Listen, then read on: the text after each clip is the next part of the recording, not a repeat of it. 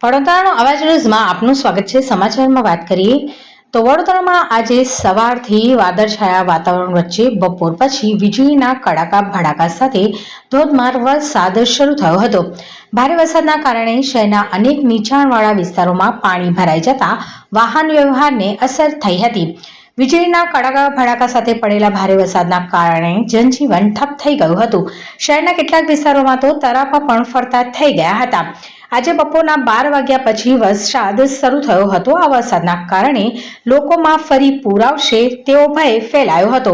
વડોદરામાં શહેરના રાવપુરા, દાંડિયા બજાર, ચાર દરવાજા, અકોટા, સુભાનપુરા વિસ્તારમાં ભારે વરસાદના કારણે પાણી ભરાયા છે।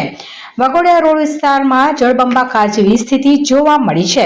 આ સાથે વિશ્વામિત્રી જળ સપાટી 18 ફૂટને પાર પહોંચી છે।